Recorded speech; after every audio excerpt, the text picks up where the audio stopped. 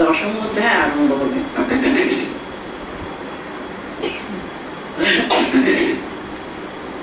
কিন্তু আমরা যে নবম অধ্যায় শেষ করলাম, নবম অধ্যায়ে কিন্তু ভগবান তার বক্তব্যের অনেক অনেক কথা, বলতে গেলে চরম কথা তিনি শোনালেন। বিশেষ করে যখন নবম অধ্যায়ের শেষে বলছেন, মন মনা ভবা মদ ভক্ত মদ্যাজি মাম নমস্কুরু ময়ে বশসে যুক্তৈব আত্মানম মৎপরায়ণ। মানে বলতে গেলে শেষ কথা, ভক্তি যোগের যে শেষ কথা, ভক্তকে যা বলবার ছিল আর কি, সেই সমস্ত কথা যেন শেষ হয়ে গেল মনে হয় যখন নবম অধ্যায়ে আমরা শেষ করলাম। আবার দেখুন দশম অধ্যায়ে কিন্তু নিজে থেকে অর্জুনের কোনো প্রশ্ন তো নেই, তিনি নিজেই আরম্ভ করছেন ভূয় এব শৃণু মহাবাহু বলে। আবার আমি কথা বলছি, আবার আমার কথা শুনো। এই যে দেখুন ভগবান নিজে আবার বলে যাচ্ছেন, আবার বলছেন। কেন বলছেন? यत्तेहं प्रियमाणाय, আমি তোমায় ভালোবাসি, তোমাকে আমার পরম কথা আমি আবার শোনাচ্ছি। এটা দেখুন ভগবানের কোনো প্রয়োজন নেই, শুধু তোমার হিত কাম্যা, তোমার যাতে ভালো হোক, তোমার কল্যাণের জন্য।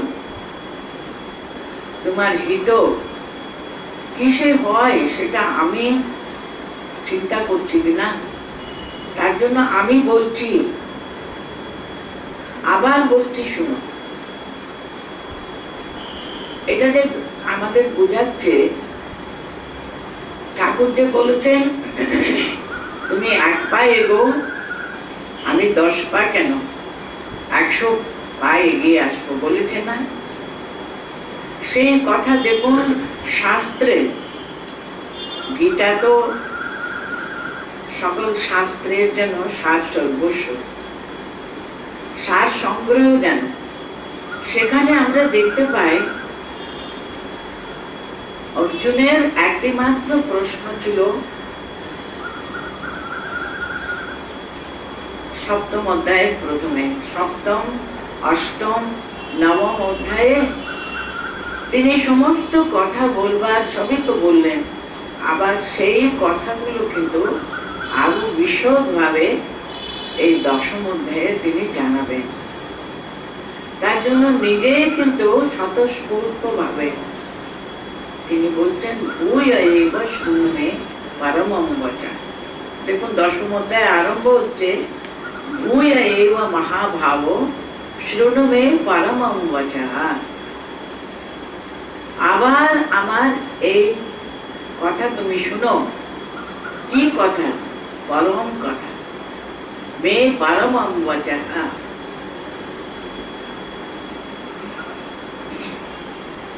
এত সব তার স্বরূপ বর্ণনা কিন্তু তিনি সপ্তম, অষ্টম, নবম অধ্যায়ে আমাদের কাছে পরিপূর্ণভাবে করেছেন। কিন্তু আমার পরম তত্ত্ব কিন্তু আবার বলছে তুমি শুনবে। কিরকম করে শুনবে বলছেন? সমস্ত মন দিয়ে শুনো, তোমার সমস্ত সত্তা দিয়ে শুনবে, তাহলে তুমি যথার্থভাবে ধারণা করতে পারবে। এইভাবে তিনি আরম্ভ করছেন দশম অধ্যায়, ভূয় এব মহাবাহো শৃণু মে পরমং বচঃ यद्देहं प्रीयमाणाय, यद्देहं प्रीयमाणाय वक्ष्यामि हितकाम्यया। हे महाबाहो, भूय एव मे परमं वचः शृणु। अर्जुनকে উনি সম্বোধন করে বলছেন, হে মহাবাহু অর্জুন, উনি তো শ্রেষ্ঠ বীর, তো তার জন্য তাকে মহাবাহু বলে সম্বোধন করেছেন। বীর শ্রেষ্ঠ তুমি অর্জুন, শুনো আমার কথা। কি কথা? মে পরমম বচন, অত্যন্ত কল্যাণকর পরম শ্রেষ্ঠ কথা আমি বলছি, শুনো। यत्तेहं प्रियमाणाय वक्ष्यामि हितकाम्यया, यत्तेहं प्रियमाणाय, তোমাকে আমি ভালোবাসি, তুমি আমার কথা শুনতে ভালোবাসো। দুটো মানেও হতে পারে, তে আহম প্রিয়মাণায় কিংবা তে আহম প্রিয়মাণায়। বক্ষ্যামি হিতকাম্যয়া, তোমার হিতার্থে, তোমার কল্যাণার্থে, কল্যাণপ্রদ কথা তোমার হিতার্থে আমি বলছি, মন দিয়ে আবার শোনো। কেন এ কথাগুলো আমি বলছি সেটাও এরপরে বলছেন।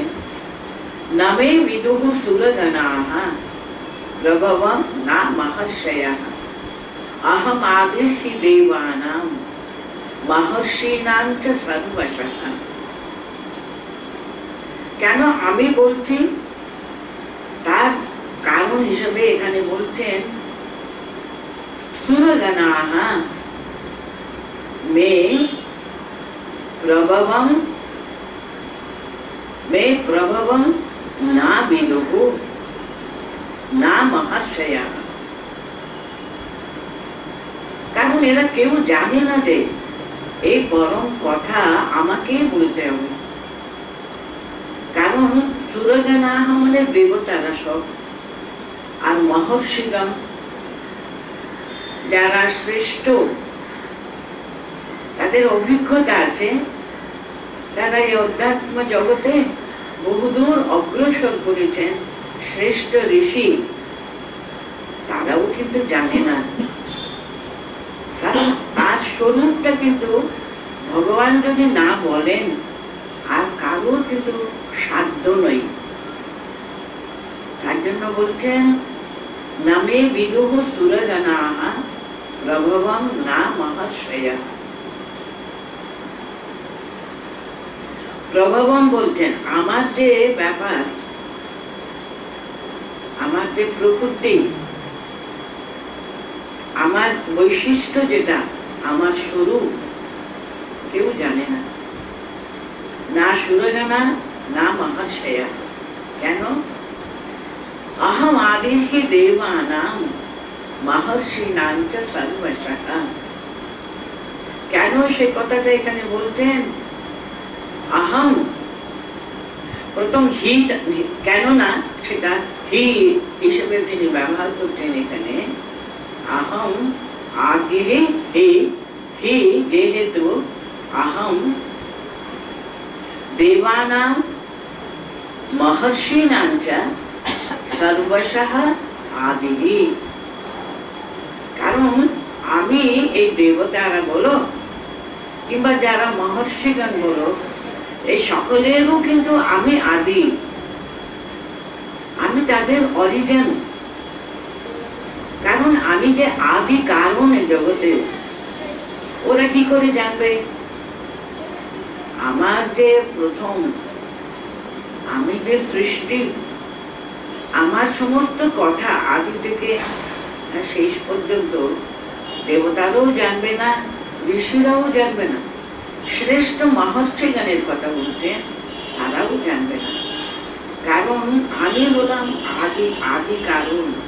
উনি বলতেন সর্বশঃ, সর্বপ্রকারে ওরা জানে না, তারা কিছুও জানে না। তিনি জগৎকে সৃষ্টি করতে আরম্ভ যখন করলেন, সেটা তার ইচ্ছা, তার পরিকল্পনা। তিনি, ওরা সবাই কি করে জানে? তার প্রথম থেকে তার সমস্ত কথা, তার জন্ম বৃত্তান্ত, এসবগুলো এরা কেউ জানতে পারবে না।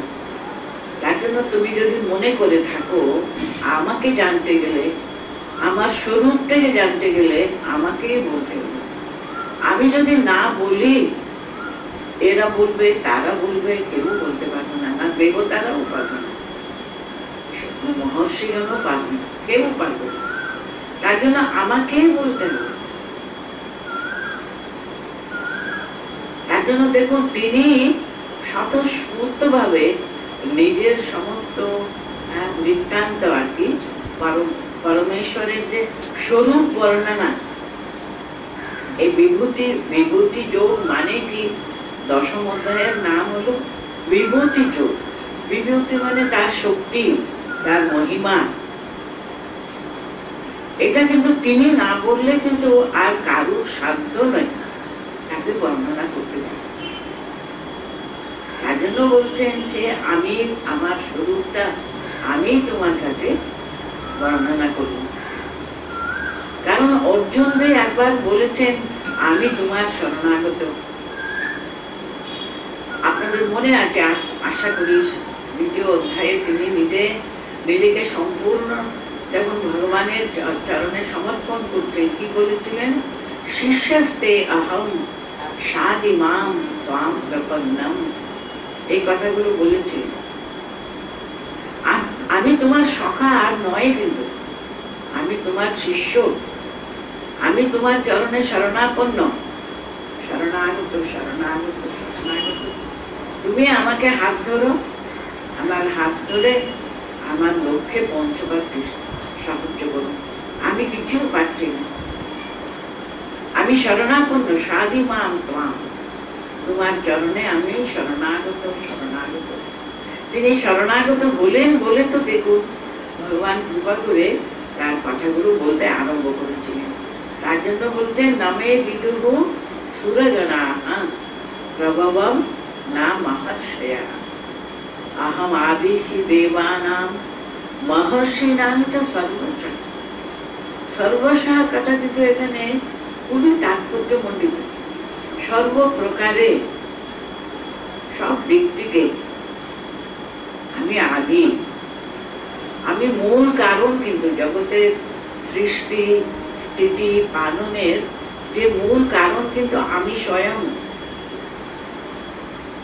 এর পরের শ্লোকে তার স্বরূপটা বর্ণনা করছেন, यो माम अजम अनादिं च वेत्ति लोकमहेश्वरम् असम्मूढ समर्थेषु सर्व पापै प्रमुच्यते।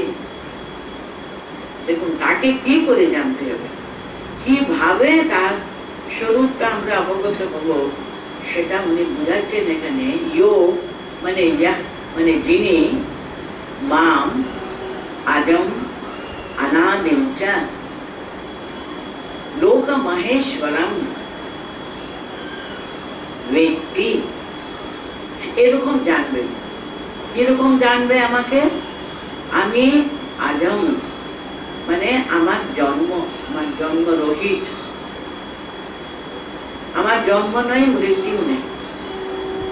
আমি আজম অনাদিম চ, আমার আদি নেই।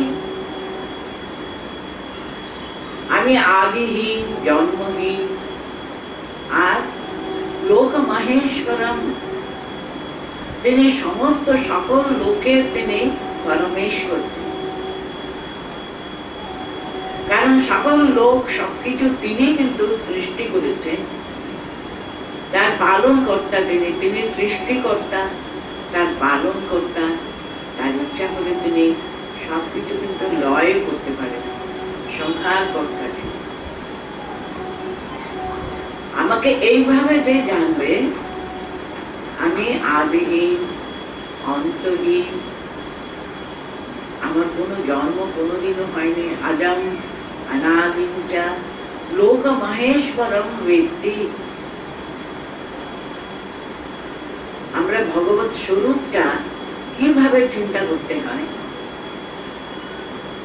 সেটা উনি কেমন ভাবে আমাদের বুঝাচ্ছেন। দেখুন, যে আমাদের ইষ্ট হোক না কেন, তাকে যে আমরা পরমেশ্বর, তিনি আমার ইষ্ট দেবতা। তিনি সে দেবতার স্বরূপটা কি হবে? তিনি আজম অনাদিম লোক মহেশ্বরম ব্যক্তি।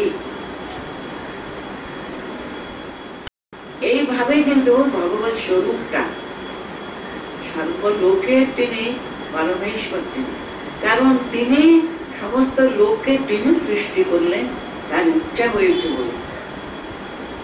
আপনি পিতৃ লোক বলুন, যত সমস্ত লোক আর কি সপ্ত লোকগুলো রয়েছে, সমস্ত লোক তিনি সৃষ্টি করেছেন, তার ইচ্ছায় হয়েছে, তার কারণ তিনি জানেন,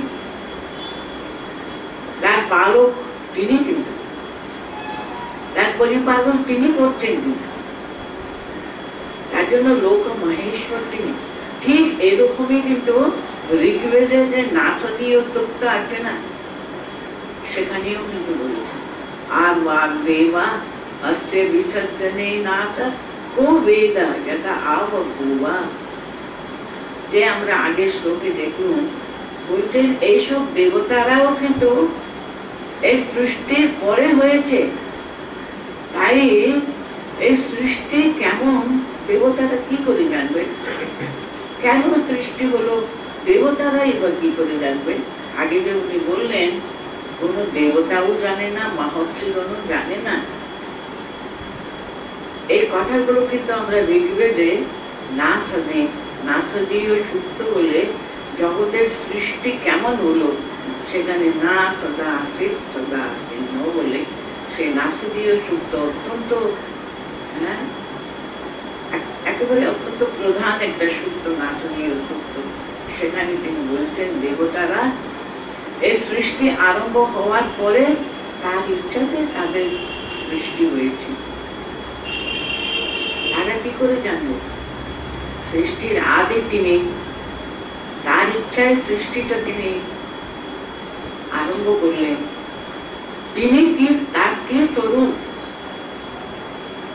তার সমস্ত গুণাবলী তারাই কি করে জানবেন?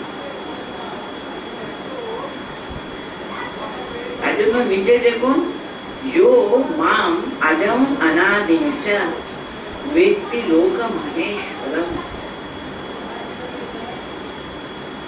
असम्मूढ समर्थेषु सर्व पापै प्रमुच्यते। দ্বিতীয় লাইনে তিনি বলছেন সা মানে তিনি, মত্তেষু মানুষের মধ্যে আর কি, আসম্মূঢ় তিনি কিন্তু তার সমস্ত সংশয়টাকে তিনি মুক্ত, কিন্তু তার আর কোনো মনের ভিতরে কোনো ব্যাপারে কোনো সংশয় থাকবে না। আমাকে তিনি এইভাবে, আমি আদি অন্তহীন, আমি জন্ম মৃত্যুহীন, আমার ইচ্ছাতে সমস্ত জগৎ সৃষ্টি হয়েছে, আমার ইচ্ছাতে কিন্তু পরিচালিত হচ্ছে, আমি লোক মহেশ্বর তিনি, আমি এভাবে তিনি জানেন। মানুষের মধ্যে তিনি কিন্তু যথার্থ কিন্তু ভগবত জ্ঞানে তিনি পরিপূর্ণ, তিনি জানেন আমার স্বরূপটা, জানেন বলে কি তার ফলটা কি, সর্ব পাপই প্রমুচ্যতে, সমস্ত পাপ থেকে তিনি মুক্ত হয়ে যাবেন, তার কোনো কলমশ তাকে স্পর্শই করতে পারে না। তিনি এইভাবে দৃঢ়ভাবে প্রতিষ্ঠিত আছেন এই ভগবত জ্ঞানে।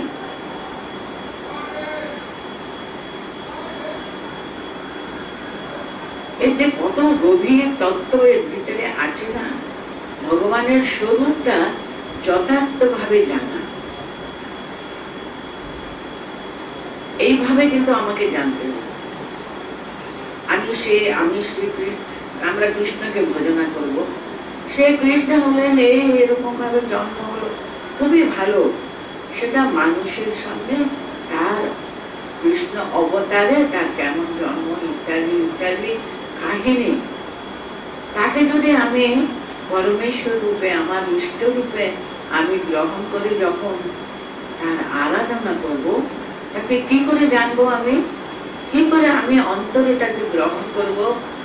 মাম আজম অনাদিং চ বেত্তি লোক মহেশ্বরম असम्मूढ समस्तेषु सर्व पापै प्रमुच्यते।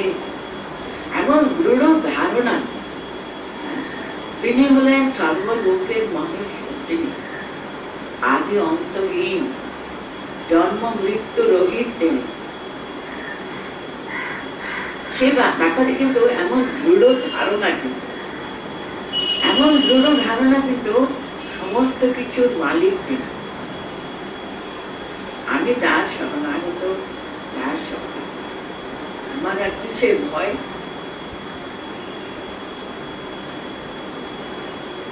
মা কেমন সুন্দর একটা ছোট্ট কথা, এই কথাটা বলেছেন বলুন তো। মা বলতেন, মা আর কেউ যদি না থাকে তুমি জানবে আমি আছি। বলেছে না, আমি মা থাকতে কিসের ভয় গো মা? তিনি মা, তিনি সমস্ত জগতের মা, তিনি সৃষ্টি স্থিতি সবকিছু মূল কারণ তিনি।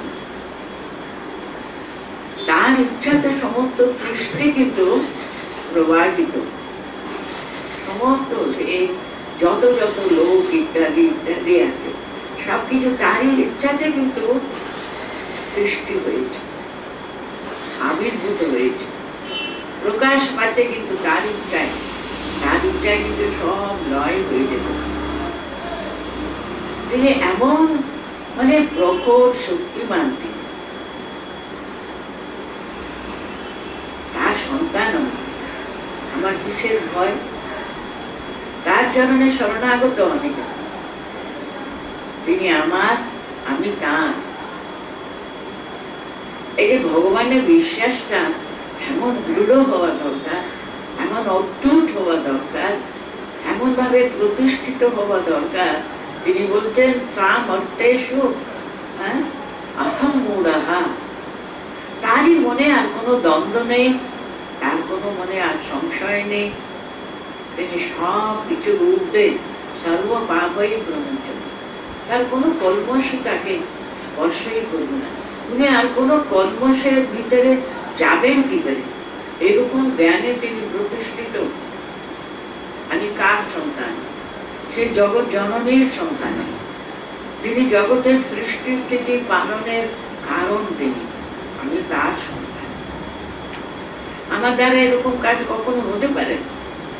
আমি কি দেশে নাকি? আমি তার সন্তান। সর্ব পাপই প্রমোচ্যতে বলে দিচ্ছেন। পাপের কোনো ছোঁয়াও তাকে স্পর্শ করতে পারবে না, কারণ সর্বদা তিনি অবহিত আছেন। He is ever conscious about it.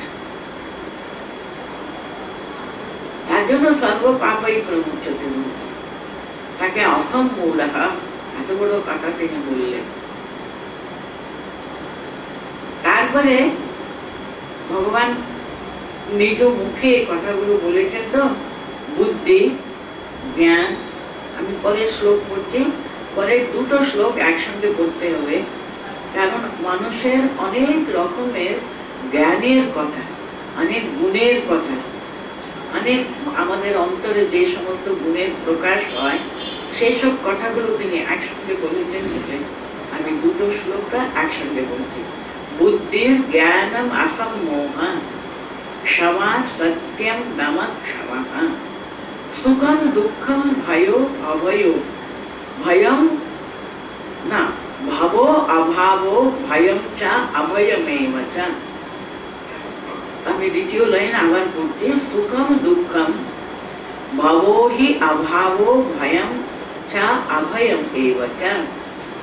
অহিংসা, সমতা, তুষ্টি, তপোদানম, यशो आयशः भवन्ति भावा भूतानां मत्त एव पृथग्विधाः।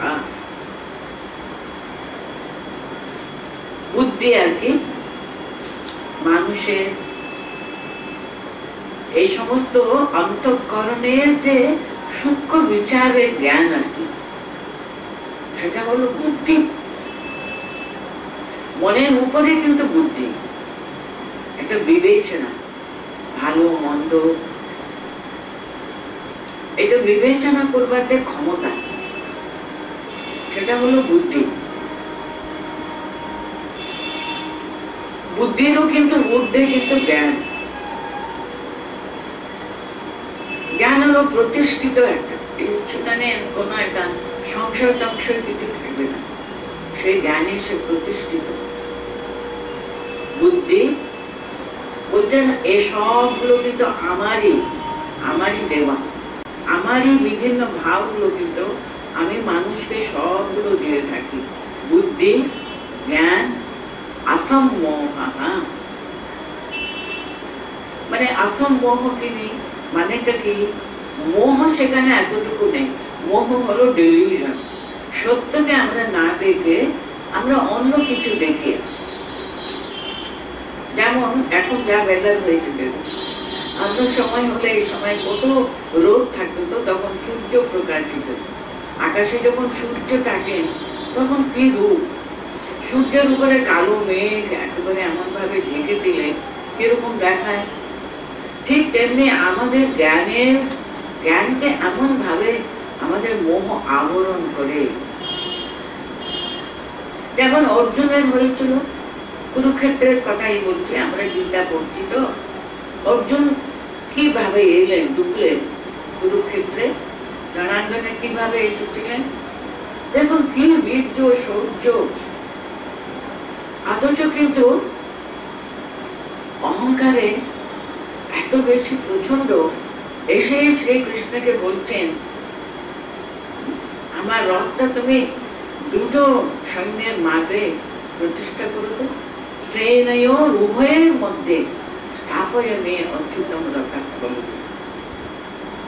কেন কেন আমি এটা বলছি তাও এক্সপ্লেন করতেন। कैर्मया सह योद्धव्यमस्मि गणसमुद्रेण दुर्बुद्धे दातृराष्ट्रस्य प्रियचिकीर्षवा। ওই দুর্বুদ্ধি দুর্যোধনকে খুশি করাবার জন্য কাদের এত স্পর্ধা আমার সঙ্গে যুদ্ধ করতে এসেছে, দেখি তো একবার কি অহংকারে ডগমগ। আর এসেই কিন্তু যখন তাকালেন, এক একজনের দিকে যখন তাকালেন, কিরকম এমন মোহে আবৃত হয়ে গেল। তখন সেখানে আছে দেখছেন, তিনি কাকে দেখছেন? পিতামহকে দেখছেন, পিতৃব্য লোকেদেরকে দেখছেন, সুহৃদয়া বান্ধবা। কাকে কাকে উনি দেখছেন? কোন শত্রুকে কোথাও দেখলেন না, কিন্তু তার আত্মীয় স্বজন, এই যে ভীষ্ম, এই যে দ্রোণ, এই তো আমাদের এদিকেও তাকাচ্ছেন, ওইদিকেও তাকাচ্ছেন, এমন ভাবে মোহে আবৃত হয়ে। তারপরে বলতে আরম্ভ করলেন কিন্ন রাজ্যেন গোবিন্দা কিং ভোগে সুখে নেওয়া। হেনা টানা, তারপরে দুর্বলতাটা তিনি প্রকাশ না করে, দুর্বলতা যত ঢাকা যায়, অহোগত মহৎ পাপ, আমরা কত বড় পাপ করতে যাচ্ছিলাম, ওদের অহংকার, ওদের দুর্বুদ্ধি, ওদের লোভে অপহত স্বভাব, ওরা অত্যন্ত লোভী বলে এরকম কাজ করতে এসেছে। আমরা কেন এরকম অন্যায় করবো? আমরা কিন্তু অর্জুনের কথাগুলো শুনলে আমরাও কিন্তু মোহগ্রস্ত হয়ে যাচ্ছি। আমরা ভাবছি অর্জুন কত ভালো লোক, এদের যুদ্ধ করতে উনি চাইছেন না, ওদের অত ভালোবাসছেন। আর এই কৃষ্ণ ঠাকুর কিন্তু বড় বেশি ওদেরকে এমন ভাবে উত্তেজনা করে যুদ্ধ বাঁধালেন যে বাবা, বলে আমরা বরঞ্চ ভগবান কৃষ্ণকে কিছু দোষ দিতে আরম্ভ করি, এমন মোহগ্রস্ত হয়ে। তার জন্য দেখুন, যখন আমরা দেখি 18 অধ্যায়ের শেষে ভগবানের কথাগুলো সব শেষ করে যখন ভগবান বলতেন, কি গো অর্জুন, মন দিয়ে সব শুনলে তো, এখন কি তোমার মনটা পরিষ্কার হয়েছে? তখন কি সুন্দর করে অর্জুন উত্তর দিচ্ছেন, নষ্ট মোহ স্মৃতির লব্ধবা। হ্যাঁ, আমার ডেলিউশন হ্যাজ কমপ্লিটলি ডিসঅ্যাপিয়ার্ড করছে। আমার দেশে আমি মেঘে একেবারে সম্পূর্ণ ঢাকা পড়ে গেছিল, আমার বুদ্ধিটা এখন সব অপসারিত হয়ে গেছে, আমার মোহ কেটে গেছে। কিন্তু শুধু তাই বলতেন না, বলতেন করিষ্যে বচনম বাবা। হ্যাঁ, তুমি যা বলেছ সেটা আমি বুঝে নিয়েছি, সেরকমই করবার আপ্রাণ চেষ্টা করি। এই যে মোহটা দূর হয়ে যাওয়া, আমাদের এমন ভাবে অনেক সময় আমরা সত্যকে দেখতে পাবো না, আমরা নিজেদের এমন একটা ভাবে তাকে ঢেকে দিয়ে আমরা সেটা প্রেজেন্টেশন অন্যরকম করতে থাকি। ভিতরে কিন্তু আমরা বুঝতে পারি আমাদের কিছু কিছু দোষ হচ্ছে, কিন্তু তা নাহলে অর্জুন 2য় অধ্যায়ে কিন্তু বলছেন কার্পণ্য দোষ অপহতের স্বভাব। আপনাদের কিন্তু এই ভাবটা ক্লিয়ার রাখতে, অর্জুনের নিজের কথাগুলো বুঝুন। তিনি নিজে বলছেন, দেখো কৃষ্ণ, আমার মনে হচ্ছে কিছু আমার ভুল হচ্ছে, কিন্তু আমি ধরতে পারছি না রে। কার্পণ্য দোষ অপহতের স্বভাব পৃচ্ছামি ত্বং ধর্ম সমূঢ়চেতা। তখনই তিনি বলছেন শিষ্যস্তে অহং, আমি তো শিষ্য রূপে গ্রহণ করো, তুমি আমাকে হাত ধরো, তুমি আমাকে পথ দেখাও, আমি কিছু ভুল করছি মনে হচ্ছে। এই যে মনের ভিতরে আমি কি ঠিক পথে চলছি কি, একটা মনের ভিতরে ওর এরকম দ্বন্দ্ব হচ্ছে। যখনই আমরা বুঝতে পারবো কিছু একটা ভুল করছে, তার জন্যই কিন্তু প্রার্থনা করা, তুমি হাত ধরো, আমি বুঝতে পারছি। তখনই দেখবেন ভগবান এগিয়ে আসবেন, গুরু রূপে তিনি এগিয়ে আসবেন, আমাদের মনের সংশয়গুলো দূর করে আবার আমাদের ভিতরে সেই পরম জ্ঞানটা তিনি দেবার জন্য। এখানে তাই উনি বলছেন বুদ্ধি জ্ঞান এবং অসম্মোহ, এই মোহ রাহিত্য আর কি। ক্ষমা, ক্ষমা হলো মানুষের সর্বশ্রেষ্ঠ একটা গুণ। মানুষ তো ভুল করবেই, তাকে যে একটা ক্ষমা সুন্দর দৃষ্টি। মানুষ তো ভুল করবে নাকি পাথর ভুল করবে না গরু ভুল করবে? স্বামীজির কথাগুলো আপনি কর্মযোগে পড়ুন, উনি বলছেন গরু কখনো মিথ্যা কথা বলেনি, মানুষ মিথ্যা কথা বলে, কিন্তু ও বুঝবে এটা মিথ্যা, এটা সত্যকে আমাকে ধরতে হবে। মানুষই বুঝতে পারবে কোনটা মিথ্যা কোনটা সত্য। তার বিবেচনা ক্ষমতা আছে বলে সে মিথ্যা হয়তো ধরে রেখেছিল, তাকে দূর করে তিনি সত্যকে ধরবেন। তার জন্য মানুষ যখন কিছু মিথ্যা আচরণ করেছে, ভুল করেছে, আমাদের বুঝতে হবে মানুষ তো ভুল করবে বাবা, দোষ নেই, দোষ ত্রুটি কিছু নেই, এরকম তো মানুষ হতে পারে না। তো ক্ষমা বুদ্ধিটা সবসময় ধরে রাখাটা আমাদের। আমরা এক একবার এমন নিষ্ঠুর হয়ে যাব, মানুষের ভুল ত্রুটিটা কিন্তু একটু ক্ষমা করতে না পারে, কিন্তু ভগবান কিন্তু তাকে আন্তরিকভাবে প্রার্থনা করলে তিনিই কিন্তু এই গুণটা দেবেন। তিনি তার জন্য বলছেন ক্ষমা, সত্যম, দমা এবং সম। সমধমটা কি? সম হলো চিত্ত মানে সংযত করা চিত্তকে। প্রথম হলো দম। দম মানে আমাদের বহিরিন্দ্রিয়গুলো কন্ট্রোল করা। বহিরিন্দ্রিয় কি? আমাদের চোখ, দৃষ্টি, শোনা, স্পর্শ করা, এসবগুলো ইন্দ্রিয় গ্রাহ্য বিষয়বস্তুর প্রতি ইন্দ্রিয় সবসময় একটা আকর্ষণ অনুভব করা, সেটা নিজেকে কন্ট্রোল করা, যেটা কোনটা করা উচিত, কোন কথা বলা উচিত, কোন কথা বলা উচিত নয়, দম, সেটা হলো প্রথম বহিরিন্দ্রিয় কন্ট্রোল করা। সম হলো আন্তরিন্দ্রিয় সংযম, আন্তরিন্দ্রিয় কন্ট্রোল, মনটা কন্ট্রোল করা।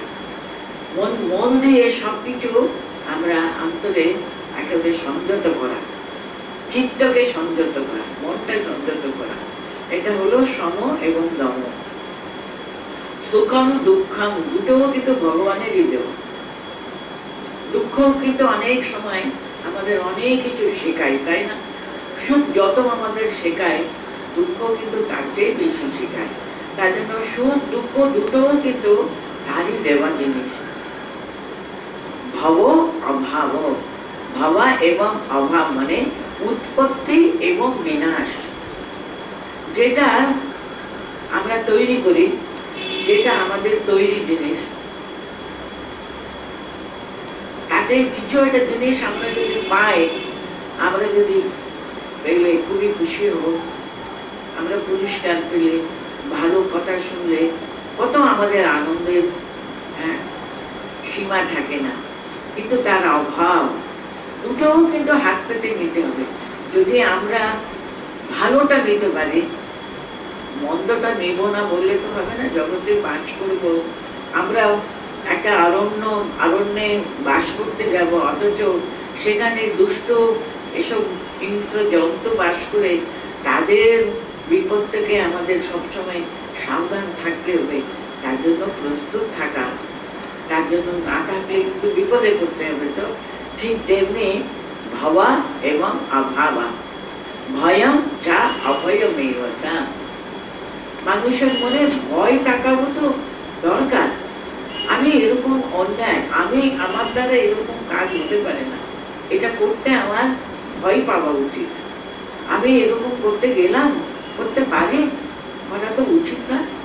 আমি যখন জানি উনি বড়, তাকে কিরকম মার্জিত ভাবে কথা বলতে হবে, আমি বলবো আমি বড্ড নির্ভয়, আমি যাটাও বলতে পারি, হোক না যত বড়, তাতে কি হয়েছে না। ভয় টাকাও দরকার। এরকম একটা কথা হয়, যাদের আছে ভয় তাদের জয় বলে।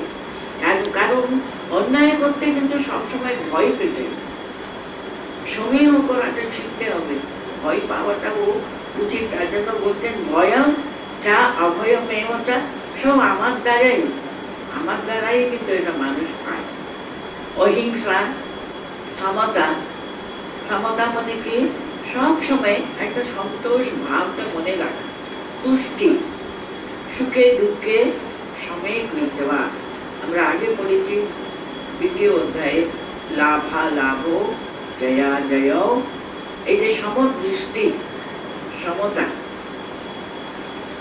তুষ্টি, তাপাহা, তুষ্টি মানে কন্টেন্টমেন্ট, সব ব্যাপারে অসন্তুষ্টি, সব ব্যাপারে সবসময় মনে একটা অসন্তোষ ভাব। আমার পাওয়া উচিত ছিল, আমি কেন পেলাম, আমার আরো অনেক কিছু বেশি পাওয়া উচিত ছিল। সেই তুষ্টি ভাবটা কিন্তু মানুষকে, অসন্তুষ্টি ভাবটা কিন্তু মানুষকে বড় দুঃখ দেয় সবসময়। একটা সন্তোষ মনের ভিতরে, একটা তৃপ্তি ভাব, এটা মনে থাকা দরকার। তপস্যা, কিছু কিছু কৃচ্ছ সাধনা মানুষকে সদা সর্বদা একটা প্র্যাকটিস করা, একটা তপস্যা। দানম, যশা এবং অযশা।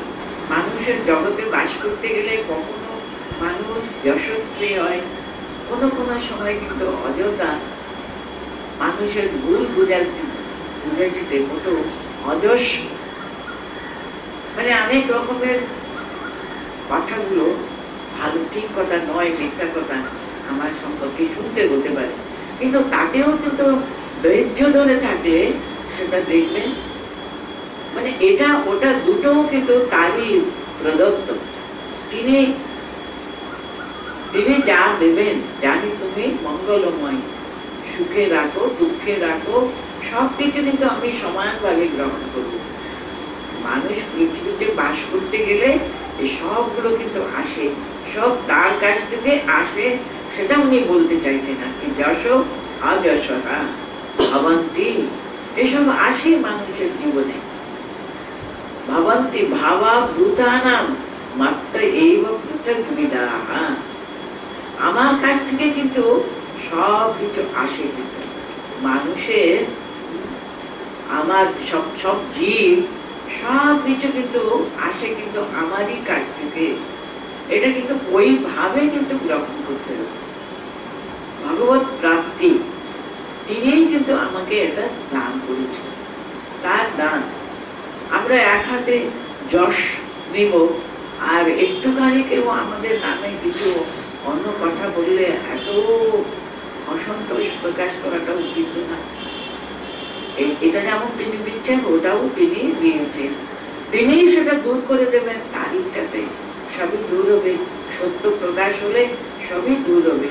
এটা আমার প্রাপ্তি ছিল, প্রাপ্য ছিল, পেয়েছি, মানে সবসময় সবকিছুগুলো সমানভাবে গ্রহণ করা, সেটা বুঝাবার জন্য উনি যশ অযশা ভবন্তি ভাবা ভূতানাম, এই সমস্ত ভিন্ন ভিন্ন সবকিছু কিন্তু আমারই আমারই কাছ থেকে কিন্তু উৎপন্ন, কিন্তু পৃথক বিদাহা বাইরে থেকে দেখলে পৃথক পৃথক পৃথক মনে হতে পারে, কিন্তু the source is the same thing. আমার কাছ থেকে সবই প্রাপ্ত। তার জন্য আমাদের দুঃখ আসে, আমাদের যখন অন্য রকমের ভাব, অন্য রকমের কথা শুনতে হয়, সব কিছু তিনি দিচ্ছেন আমার ভালোর জন্য, আমার মঙ্গলের জন্য। আমারই কর্মের যে ফল হিসেবে সব আমি পাচ্ছি, কিন্তু আমি সমানভাবে তোমারই দেওয়া, তোমারই দেওয়া দুঃখও আমি গ্রহণ করবো, সুখটাও আমি গ্রহণ করবো। এইভাবে যাতে আমরা তার কাছ থেকে সবকিছু গ্রহণ করতে পারি। পৃথক বিদাহা, এই ভিন্ন ভিন্ন সব কিছু কিন্তু প্রাণী জীবের সব কিছু আমারই দেওয়া, আমার কাছ থেকে প্রাণীগণ সে পেয়ে থাকেন। এই পর্যন্ত হলো বুদ্ধি, জ্ঞান, অসম্মোহ, ক্ষমা, সত্যম, দম, সমাহা, সুখম, দুঃখম, ভব, অভাব, ভয় এবং অভয় নির্বাচন, অহিংসা, সমতা, তুষ্টি, তপো, দান, यशो आयशः भवन्ति भावा भूतानाम। এই ভিন্ন ভিন্ন সমস্ত ভাবগুলো আমার কাছ থেকে মত্তএব পৃথক বিদাহা বলে ওটা শেষ করে দিলেন। এখন নতুন কথা আরম্ভ করছেন। মহাশয়ঃ সপ্ত পূর্বে চত্বারো মানবস্তথা মদ্ভাবা মানসা জাতা एषां लोका इमाः प्रजाः। सप्तर्षि আর কি, সপ্ত মহর্ষি, খুবই প্রসিদ্ধ সাতজন ঋষিদের নাম আছে না, ভৃগু, মরীচি, অত্রি, পুলস্য, পুলহ ইত্যাদি ইত্যাদি। এরা সাতজন শ্রেষ্ঠ ঋষিদেরকে বলা হয় সপ্তর্ষি মণ্ডল। সপ্তর্ষি তাদের একটা ওরা নক্ষত্রগুলো দেখায় আর বলে ওটা সপ্তর্ষি মণ্ডল ইত্যাদি। মানে এরা কিন্তু ভগবান নিজে সর্বপ্রথম সৃষ্টি করলেন। তিনি যখন সৃষ্টি করব বলে যখন আরম্ভ করলেন, জগৎ সৃষ্টি করবেন, সবচেয়ে প্রথম তিনি এই যে ঋষি মহর্ষি মহাশয়া সপ্ত, এই সাতজন ঋষি মণ্ডলকে তিনি সপ্তম উনি সৃষ্টি করলেন। পূর্বে চত্বারো, তারও আগে যে চারজন। দেখুন এই কথা নিয়ে যারা গীতার যে বিভিন্ন ভাষ্য রচনা করেছেন তাদের ভিতরে এত মতান্তর আছে না। ওরা বলে সনক, সনাতন, সনন্দ ইত্যাদি চারজন কুমার তারা আছেন বলে চারজনের কথা বলা হয়। তারা চিরকুমার, তারা শ্রেষ্ঠ ঋষি। কিন্তু সনক, সনাতন, সনন্দ, সনাতন এই চারজন ঋষিদের কথা বলা হয়। ওরা চিরদিন কুমারের ছোট শিশুদের মতো থাকে ইত্যাদি ইত্যাদি। এদেরও আগে সপ্তর্ষি সৃষ্টি করবার আগে নাকি ও মানুষ পুত্র দ্বারা ভগবানের, এটা কিন্তু তার মনের ইচ্ছাতে এদের সৃষ্টি করেছিলেন। পূর্বে চত্বারো বলেছে না, অনেকেরা মনে করে এরা চারজন সনাত সনাতনের কথা বলা হয়, কিন্তু অন্যরা কিন্তু সেটা ঠিক নয় সেটা বলছে। কেন বলছে? এই যে ওরা বলেছেন না পরে মদ্ভাবা মানস আজাদ, এরা সবাই কিন্তু সপ্তর্ষি বলুন, পূর্বে চত্বারো বলুন, তারপরে মনু, 14 জন মনু আছে, স্বয়ম্ভু ইত্যাদি 14 জন। এখন নাকি মন্বন্তর মানে কি একটা কোটি বছর আর কি। প্রথম মন্বন্তর, এক একটা মন্বন্তরে এক একজন মনু হলে হেড অফ দ্যাট মন্বন্তর। যেমন স্বারোচিত মন্বন্তরে এটা হয়েছিল। এইসব কথাগুলো যেমন আপনারা যখন চণ্ডী পাঠ করেন দেখবেন স্বারোচিত মন্বন্তরে এরকম রাজা ছিলেন ইত্যাদি ইত্যাদি।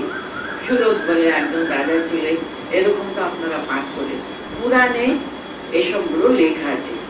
এখন নাকি 7টা মন্বন্তর শেষ হয়ে গেছে, আমরা যে এখন শালিবান ওই মন্বন্তরে আছি, ওরা বলে সে যে মনু সে তিনি ওই সাইকেলের হেডুন, এই কল্পে তিনি হেড।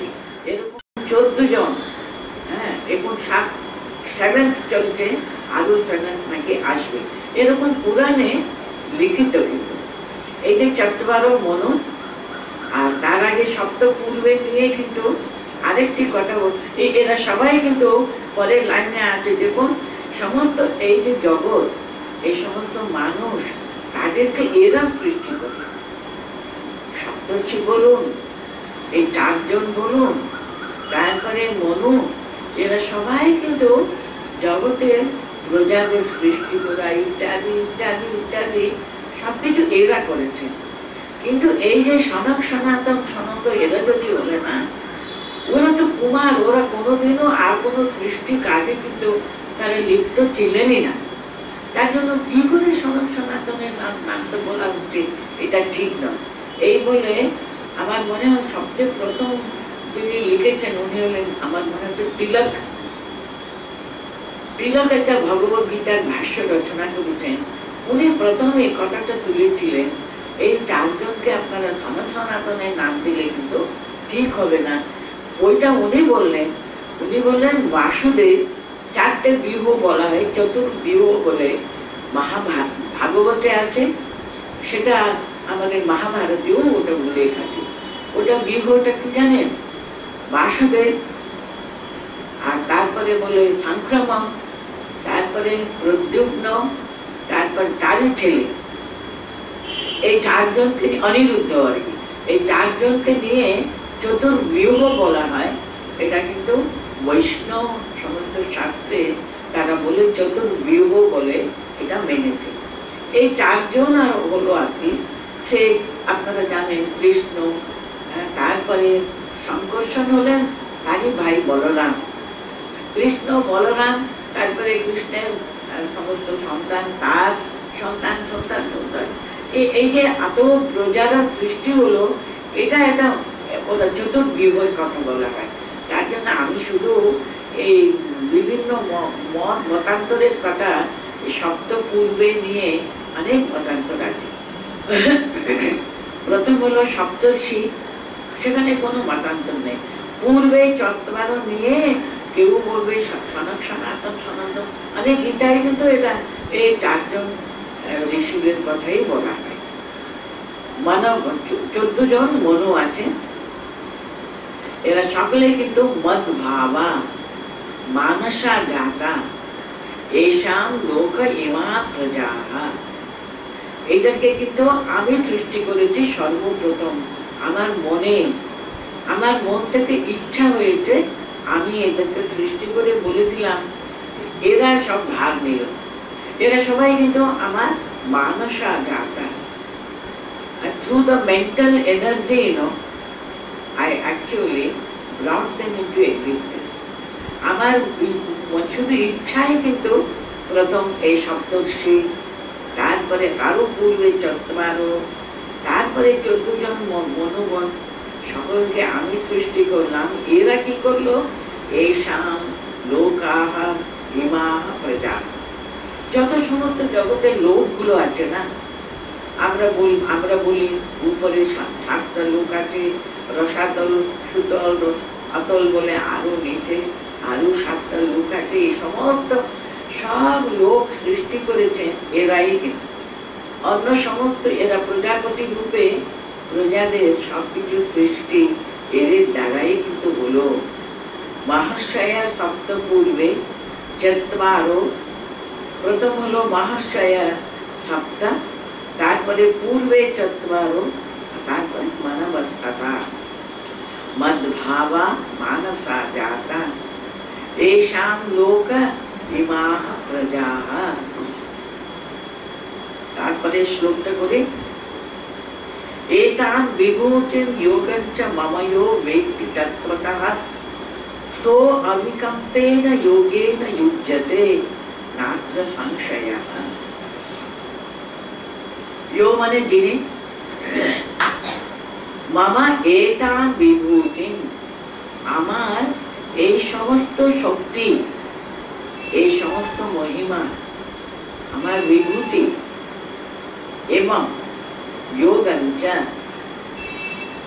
মানে আমার বিভূতি তার সঙ্গে সংযুক্ত হয়ে যে শক্তির প্রকাশে যত সমস্ত সৃষ্টি, সমস্ত জগতের দিকে একবার তাকিয়ে দেখুন, ভগবান সৃষ্টি করেছে।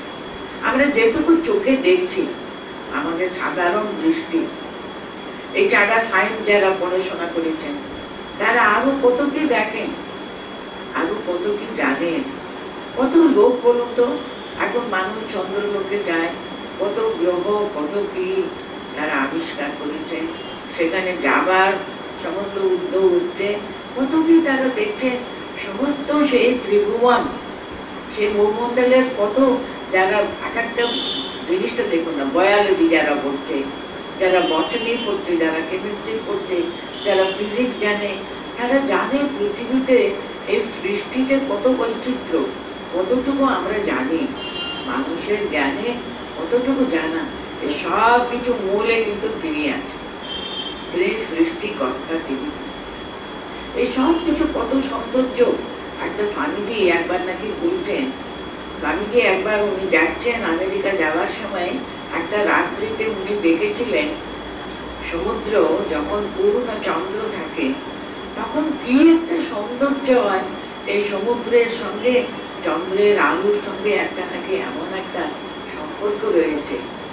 স্বামীজি দেখে মুগ্ধ হয়ে নাকি বলেছিলেন, আচ্ছা এই যে পৃথিবী এত সুন্দর, এটাতে সৃষ্টি করেছেন তিনি, তাহলে তিনি কত সুন্দর। এটাই দেখে আমরা বিমুগ্ধ হয়ে যাই। তার পিছনে যিনি আছেন মালিক, তাহলে তার কত মহিমা, তার কত সৌন্দর্য, কত মাধুর্য, তার সেটা তো আমরা কোনোদিন চিন্তা করিনি। তো স্বামীজি সেটা দেখে সঙ্গে সঙ্গে মনে করছেন, বা এইভাবে আর কি এখানে উনি বলছেন, ইমাম এটাম বিভূতিম যোগঞ্চ, বিভূতির সঙ্গে তিনি যুক্ত আছেন, কিন্তু প্রত্যেকটির পিছনে তার মহিমা, তার প্রত্যেকটির পিছনে যিনি আছেন। কারণ জগৎকে সৃষ্টি করে ভগবান কোথায় তো পালিয়ে জানে, সৃষ্টা তাদের অনুপ্রাবিষ্কার বলে দিয়েছে। এটা আমাদের শাস্ত্র বলছে, ভগবান জগৎকে সৃষ্টি করেছেন।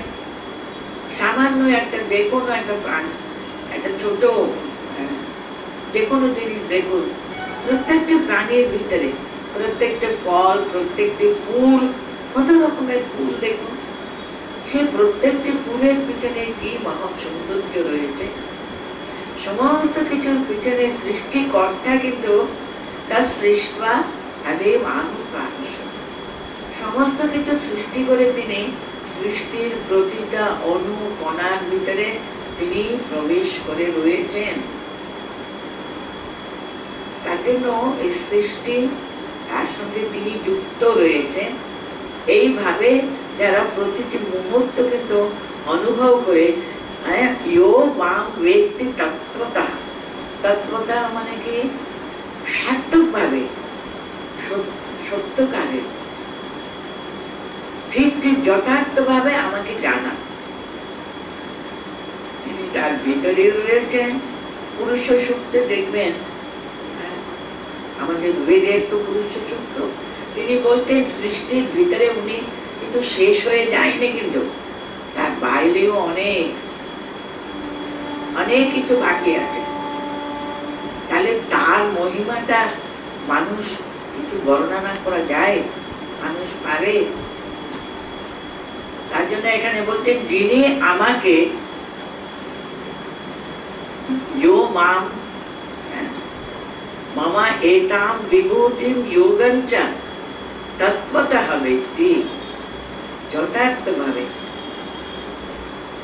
সে জানে, তা কিন্তু অবিকম্পেন যোগেন যুজ্যতে নাত্র সংশয়ঃ। তিনি এইভাবে যদি আমাকে একবার জানতে পারে না, তার মন আর চঞ্চল হতে পারে না।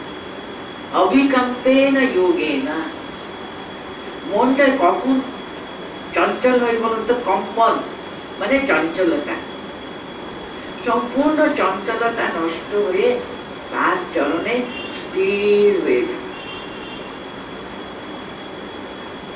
অবিকম্পে না যোগে না তিনি এইভাবে যুক্ত হবেন আমার সঙ্গে। তখনই তিনি যদি এইভাবে আমাকে জানতে পারেন, যুজ্যতে নাত্র সংশয়, তখন তিনি আমাকে তত্ত্বতঃ কিরকম জানেন? তিনি তত্ত্বতঃ যদি ঠিক ঠিক জানেন, তিনি তখন অবিকম্পে না যোগে না যুজ্যতে, তার মন যখন তাতে স্থির হয়ে যায়, আর কোনো সংশয় এই ব্যাপারে কোনো সংশয় নেই। তিনি দৃঢ়ভাবে অসংশয় ভাবে জানতে পারবে যদি আমাকে এইভাবে যে জানে, আমার স্বরূপটা এইভাবে যথার্থভাবে তত্ত্বটা যে জানে, যথার্থভাবে যে আমাকে ধারণা করতে পারে, বুঝতে পারে। তার মানে ভেবে দেখো, আমরা যে বসে বসে সকাল সন্ধ্যায় একটু তার নাম জপ করে মনে করি আমরা কত ভগবানকে জেনে করেছি, জেনে ফেলেছি, কিংবা সামান্য একটু শাস্ত্র পাঠ করে আমরা মনে করি আমাদের সব জানা হয়ে গেল। কিন্তু তিনি কত দূরে দূরে দূরে, কত বিরাট তিনি, তাকে ধারণা করেন। তার জন্ম মৃত্যু নেই, তার আদি অন্ত নেই, তিনি সবকিছুর কারণ তিনি, আর তারও বাইরে সমস্ত জগৎকে তিনি পরিব্যাপ্ত করে রয়েছেন, অথচ তিনি তার অনেক বাইরেও আছেন। তার মহিমার কোনো একটা কোনো লিমিট নেই। তাকে জানা, তাকে হৃদয়ে যথাযথ ভাবে জেনে তাকে ধারণা করা, তার সঙ্গে তিনি তো আর কোথাও বাইরে নেই, তিনি প্রতিটি অনুকণার ভিতরে প্রবেশ করে আছেন। তাহলে যাহা যাহা নেত্র বলে তাহা তাহা কৃষ্ণ সঙ্গেত, সেই ভগবানের জ্ঞান উনি যখন যেখানে দেখবেন সেখানে তার পূরণ হবে, সেখানে তিনি তাকে দর্শন করবেন। সেইভাবে অনুকণার ভিতরে তাকে তিনি দর্শন করে তখন তার মন বলছেন তিনি সো অবিকম্পেন যোগেন যুজ্যতে, ঠিক ঠিক ভাবে তিনি তখনই সার্থক ভাবে তার সঙ্গে যোগযুক্ত হবেন, এখানে কোনো সংশয় নেই। তাকে জানা মানে কি বলুন তো? স্বামীজি বলেছেন, what is religion? It is being and becoming. তাই হয়ে যাবে। ভগবানকে আমি জেনেছি মানে তো কি? তাই হয়ে যাওয়া, ভগবান হয়ে যাওয়া, ভগবত স্বরূপে প্রতিষ্ঠিত হয়ে যাওয়া। আমি তো শুধু এই শরীর নয়, আমি এই ছোট মনও নয়, বুদ্ধিও নেই, জ্ঞানও নেই, আমি সেই অন্তহীন, সেই আদি অন্তহীন, সেই জন্ম রহিত, জন্ম মৃত্যু রহিত, সে তাই হয়ে যাওয়া, কিন্তু তার সঙ্গে যুক্ত হয়ে যাওয়া। তখন শরীর মন ইত্যাদি ইত্যাদির সঙ্গে কিন্তু আমি যুক্ত নই, আমার অন্তরে তিনি যে বাস করছেন তার সঙ্গে আমি যোগযুক্ত হয়ে যাব, তাতে প্রতিষ্ঠিত হয়ে যাব, তাই তো হয়ে। তার জন্য উনি যে বলছেন it is being and becoming. Religion is not just worshipping something আর গোয়িং টু টেম্পলস আর দিস অ্যান্ড দ্যাট, কিন্তু নয়। Religion is being and becoming বলেছে, তাই হয়ে যাবে। ভগবানকে জানা মানে, পরম সত্যকে জানা মানে সত্যের সঙ্গে তদাকার কারিত হয়েছে। তাই এখানে বলছেন সো অবিকম্পে না যোগে, এমন দৃঢ় ধারণা হওয়া। উনি এই বর্ণনা করেছেন অবিকম্পে না যোগে না যুজ্যতে নাত্র সংশয়। আমি এখানে শেষ করি, এই 7টা শ্লোকটা একবার পড়ে দিচ্ছি। ভূয় এব মহাবাহো শৃণু মে পরমং বচঃ यत्तेहं प्रीयमाणाय वक्ष्यामि हितकाम्यया न मे विदुः स्थूलगणाः प्रभवं न महर्षयः। अहमादिः देवानां महर्षिणां च सर्वशः।